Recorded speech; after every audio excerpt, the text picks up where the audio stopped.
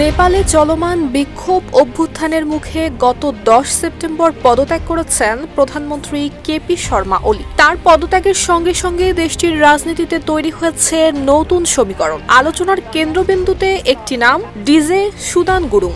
সাধারণ রাজনীতিবিদদের ভিড় ছাপিয়ে তিনি হয়ে উঠেছেন নেপালের পরবর্তী সরকার প্রধান নিয়ে আলোচনার শীর্ষ চরিত্র। সরকারি দুর্নীতি এবং সামাজিক যোগাযোগ মাধ্যম বন্ধের সিদ্ধান্তের বিরুদ্ধে এই আন্দোলন ছড়িয়ে পড়ে দেশ জুড়ে। তার অন্যতম নেতৃত্বে ছিলেন সুদান।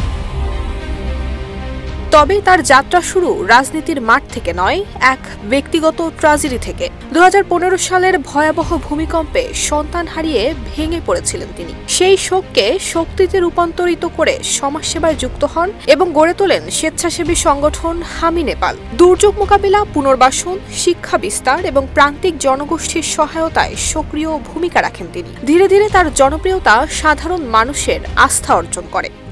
RICL TMX, যুগের পর যুগ স্থাপনা থাকে মজবুত। সুদানের রাজনৈতিক যাত্রা শুরু হয় নাটকীয়ভাবে 2023 সালে।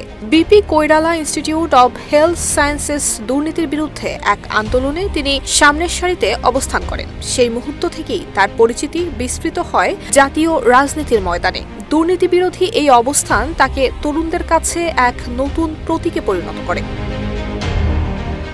বর্তমান অভ্যুত্থান বিক্ষোভে সুদানের ভূমিকা আরও স্পষ্ট হয়ে উঠেছে। তার প্রতিবাদী গান, স্লোগান আর বক্তব্য সামাজিক যোগাযোগ মাধ্যমে ভাইরাল হচ্ছে প্রতিদিন। বিশেষ করে টিকটকে তার ভিডিও এবং বার্তা তরুণ প্রজন্মকে উজ্জীবিত করেছে। আন্দোলনের ঢেউ ছড়িয়ে পড়েছে গ্রাম থেকে শহর পর্যন্ত। রাষ্ট্রের সর্বস্তরের দুর্নীতি, স্বজনপ্রীতি এবং বৈষম্যের বিরুদ্ধে ক্ষুব্ধ জনগণ ডাক দিয়েছে সরকার পতনের। ফলে সুদান গুরুং নেপালে হয়ে উঠেছেন এক পরিবর্তনের প্রতীক।